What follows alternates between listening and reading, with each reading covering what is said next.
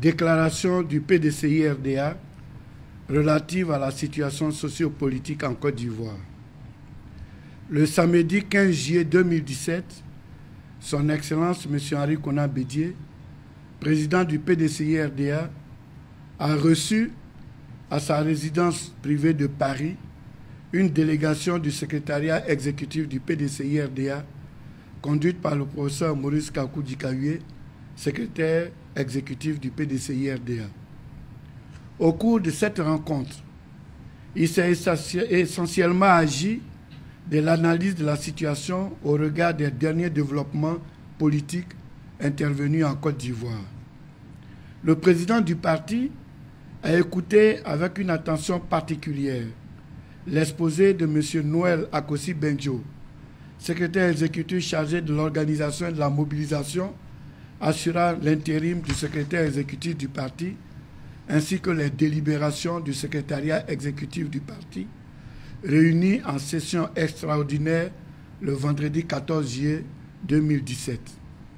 Suite aux échanges francs et empreints de responsabilité, le PDCI-RDA prend acte de la décision de relèvement de ses fonctions de l'inspecteur général d'État Emmanuel Niamien Ongoran, décision motivée par son échec aux élections législatives de décembre 2016. En ce qui concerne le dossier relatif à la suspension de M. Jean-Louis Bion, président du conseil régional du Hambol, le PDCI-RDA s'étonne d'une telle décision prise sans un exposé de motifs convaincants. Le PDCI-RDA, tout en apportant son soutien au ministre Jean-Louis Bion, rappelle que la Côte d'Ivoire étant un pays de droit, ce dossier doit être géré en application rigoureuse des textes en vigueur. En conséquence de ce qui précède, le PDCI-RDA 1. Lance un appel au calme et invite les militantes et militants à se concentrer sur les instructions du président du parti relatives à la promotion et au succès d'un candidat du PDCI-RDA à l'élection présidentielle de 2020. À cet effet, il est demandé aux délégués départementaux et communaux d'achever dans les meilleurs délais les passations des charges afin d'accélérer les activités de mobilisation de terrain. 2. Instruit, en attendant le retour du président du parti, le secrétariat exécutif, à l'effet de procéder à la consultation des délégués départementaux et communaux, des coordonnateurs du Grand Conseil régional, des inspecteurs du parti, des membres du Conseil de discipline et de l'ordre du bélier, des élus, députés, maires, présidents de conseil régional, conseillers économiques, sociaux, environnementaux et culturels, militants du PDCI-RDA et des bureaux nationaux des UFPDCI et des JPDCI. 3. Réaffirme son appartenance au RHDP dans le strict respect de ses engagements. 4. Invite les militantes et militants à se joindre aux populations afin de réserver un accueil à la mesure de l'hospitalité légendaire de notre pays au 8e jeu de la francophonie qui s'ouvre le vendredi 21 juillet 2017.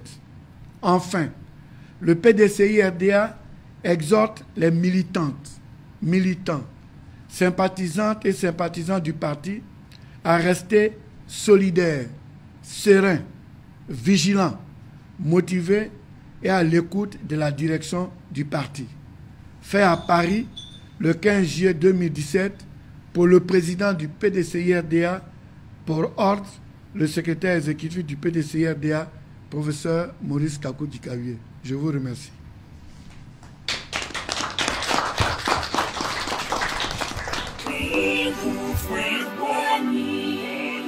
Le PDCI c'est le parti fondé pour servir le vaillant peuple ivoirien.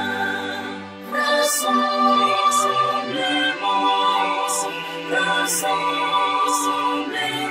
démocratique africain.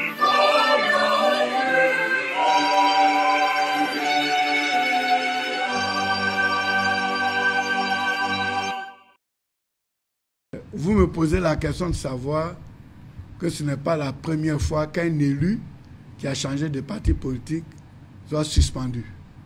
Et cela s'est déjà passé à San Pedro et à Korogo, c'est vrai. Mais aussi, il faut faire un rappel. En 1994-95, les députés ont voté une loi pour lutter contre le nomadisme politique. C'était à la période de la présidence du président Henri Konan Bédié. Une loi avait été prise que si vous êtes élu sous la bannière d'un parti politique et qu'en cours de mandat vous changez de parti politique, vous avez trahi vos mandats, donc vous êtes suspendu et on reprend les élections. Ce qui est arrivé à Mme Gracler à San Pedro. Et dès qu'il y a eu le coup d'État, les uns et les autres se sont précipités pour dire que cette loi était liberticide, elle a été supprimée et qu'il fallait laisser la liberté aux élus et au cas que cela répondait à la démocratie et que le mandat du député n'étant pas impératif, il n'était pas lié à un parti politique. Et ces dispositions ont été supprimées.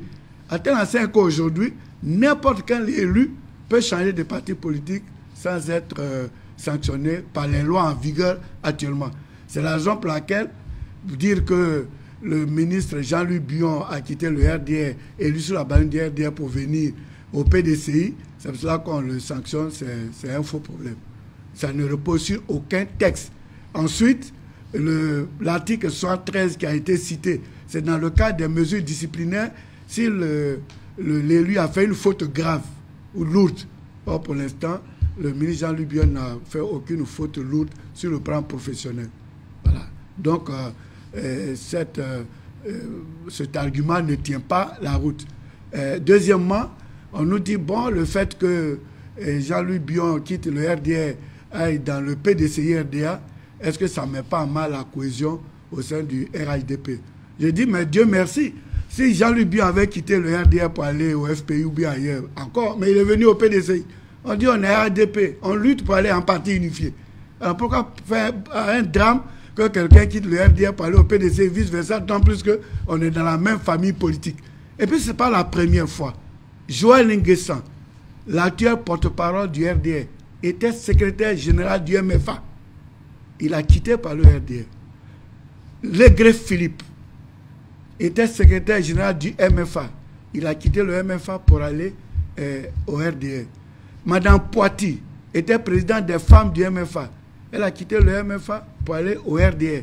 Zakpa Kobena, délégué départemental du PDCI à Divo, qui n'a pas été choisi par le parti pour le conseil régional, a été choisi, malgré sa qualité de délégué, par le RDR pour en faire un président de conseil, et ça n'a pas mis en mal la cohésion au sein du RHDP. Donc, ce n'est pas parce qu'un militant a quitté une partie du RHDP qu'il va ailleurs et que ça peut créer des problèmes. On a déjà vécu cela. Bion n'est même pas secrétaire.